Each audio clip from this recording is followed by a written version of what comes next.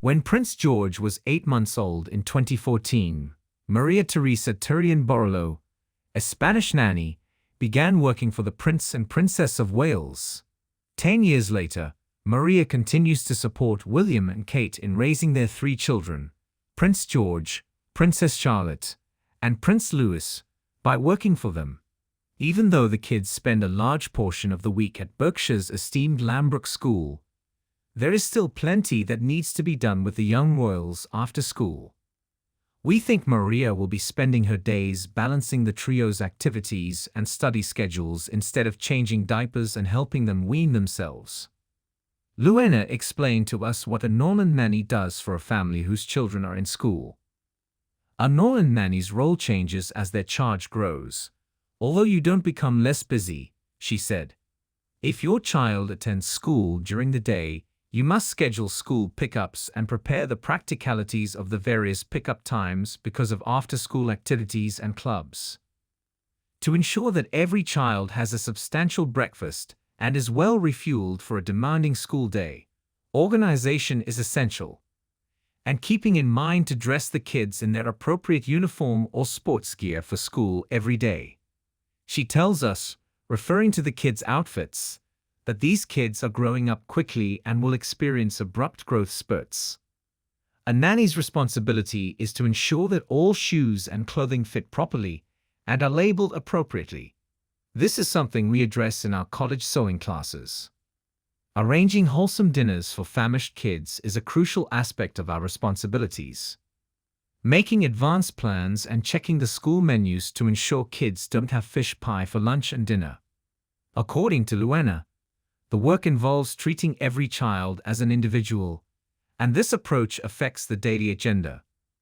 Each child has individual characters and personalities, and as a nanny our job is to plan activities which engage our little ones, she says.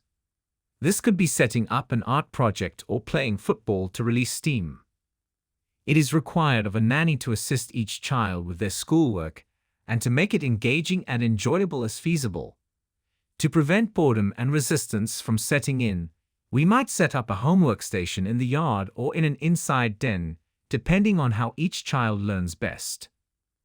As your charge's children mature into young adults, it becomes more crucial than ever to be their ally and source of support. Traveling in a car is typically an excellent opportunity to listen in order to learn about your charge's struggles in school and their areas of interest. A fundamental tenet of a Norland nanny is encouraging kids to take care of themselves, and we anticipate Maria Borrello operating in this capacity in the Wales home. Teaching our charges to take responsibility and use their initiative by praising these actions is key for a child's self-esteem, says Luena. Promoting independence is part of our role. It might be as easy as teaching them how to prepare scrambled eggs for breakfast or making their bed in the morning. We take on the role of their teachers, and it is crucial that we impart these abilities rather than merely finishing the work ourselves.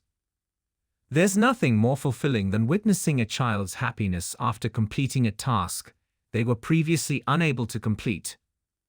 The first light of dawn began to creep through the windows of Kensington Palace, casting a gentle glow over the grand residence. For Maria Teresa Borrello, affectionately known as Nanny Maria, the day was about to begin. Trained at the prestigious Norland College, Maria embodied professionalism, dedication, and warmth, qualities that made her indispensable to the royal family. Maria's alarm went off at 5:30 a.m. She rose promptly, her movements efficient and quiet, ensuring not to disturb the tranquil palace. The first task of the day was to prepare herself, dressing in the traditional Norland nanny uniform. A crisp brown dress, a white apron, and sensible shoes. Her hair was neatly pulled back into a bun, exuding an air of calm and order. By 6:00 a.m., Maria was in the kitchen, brewing a cup of tea to start her day. The palace staff was already bustling about, preparing for the day's activities. After a few sips, Maria began organizing the children's schedules, checking her notes meticulously. Prince George, Princess Charlotte, and Prince Louis each had different routines and commitments, and Maria was responsible for ensuring that everything ran smoothly. By 6:30 a.m., Maria was ready to wake the children. She ascended the grand staircase to the nursery wing, where she first gently knocked on George's door. At age 10, Prince George was already showing signs of the responsibility that awaited him in the future. His days were carefully balanced between education, extracurricular activities, and family time. "Good morning, Your Highness," Maria greeted softly, opening the curtains to let in the morning light. George stirred, rubbing his eyes before offering Maria a sleepy smile. "Good morning, Maria." Next, Maria moved to Charlotte's room. At age 8, Princess Charlotte was known for her spirited personality and keen intelligence. She was already awake, sitting up in bed with a book. "Good morning, Maria," she said brightly. Maria smiled warmly. "Good morning, Princess Charlotte. It's time to get ready for the day." Lastly, Maria entered Prince Louis's room. At 5 years old, Louis was full of energy and curiosity. Waking him was often an adventure in itself. This morning, he was still asleep, clutching his favorite stuffed animal. "Good morning, Prince Louis," Maria said gently, smoothing his hair. He blinked awake and immediately grinned. "Good morning, Maria." With all 3 children awake, Maria escorted them to the breakfast room. The palace chefs had prepared a nutritious breakfast tailored to the children's preferences and dietary needs. George preferred porridge with honey, Charlotte loved her toast with marmalade, and Louis enjoyed scrambled eggs and fruit. As the children ate, Maria ensured they followed their table manners, gently reminding them when necessary. Breakfast was also a time for light conversation and planning the day ahead. "What are we doing today, Maria?" Charlotte asked, her eyes sparkling with curiosity. "Well, Princess Charlotte, you have ballet class this morning, and then we'll work on your painting in the afternoon," Maria replied. "Prince George, you have a math lesson followed by football practice, and Prince Louis will have story time and then a playdate." The children chatted animatedly as they finished their meal. Maria kept a watchful eye, ensuring they ate enough to fuel their busy days. After breakfast, it was time for the children to change into their respective outfits for the day. Maria supervised, ensuring they were dressed appropriately for their activities. George donned his school uniform, Charlotte wore her ballet attire, and Louis was dressed in comfortable play clothes. By 8 a.m., George was ready for his lessons. He attended Thomas's Battersea, a prestigious school in London. While George was at school, Maria focused on Charlotte and Louis. At 8:30 a.m., it was time for Charlotte's ballet class. Maria accompanied her to the private ballet studio within the palace grounds, where a professional instructor awaited. Charlotte loved dancing, and Maria took pride in seeing her progress. While Charlotte twirled and leaped, Maria kept a careful eye on Louis, who played nearby with his toys. After ballet, Maria and Charlotte returned to the nursery for a quick snack. Charlotte's favorite was apple slices with peanut butter. Louis, ever curious, tried to sneak a bite, but Maria gently reminded him to wait his turn.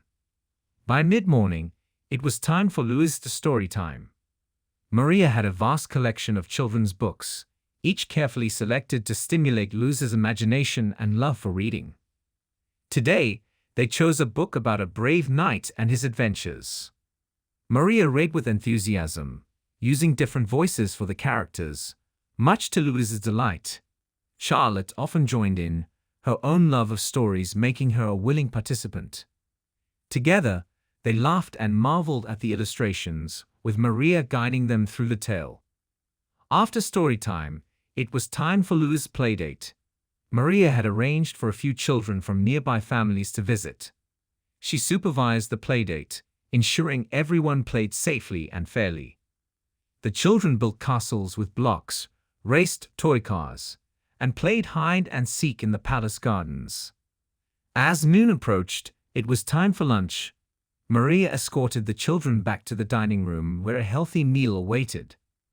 Today's menu included grilled chicken, vegetables, and rice. Maria encouraged the children to try everything on their plates, fostering healthy eating habits. After lunch, it was time for Lewis's nap. Maria guided him to his room where she read a short, calming story to help him drift off to sleep.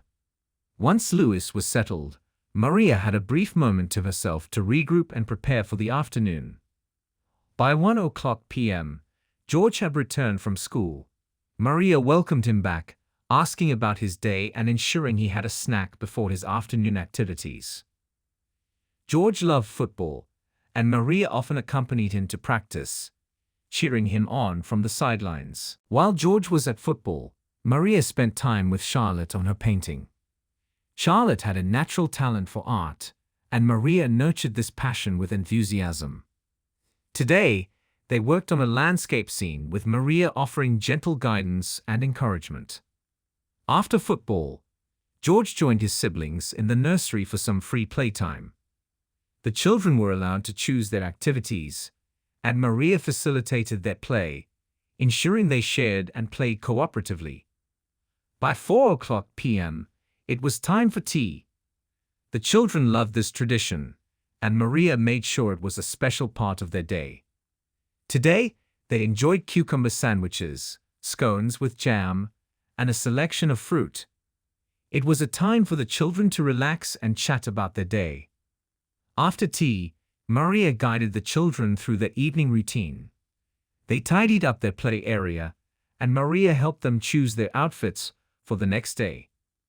By 6 p.m., it was time for a light dinner, prepared by the palace chefs. As the day drew to a close, Maria began the bedtime routine. The children bathed and changed into their pajamas, with Maria helping Lewis while George and Charlotte managed on their own. Bedtime stories were a cherished ritual, and each child had their favorites. Tonight, George chose a chapter from a historical adventure novel, Charlotte selected a fairy tale, and Lewis wanted to hear a story about animals. Maria read to each child in turn, her soothing voice helping them relax and unwind. By 8 p.m., the children were tucked into bed. Maria made sure each child had their favorite stuffed animal and kissed them goodnight.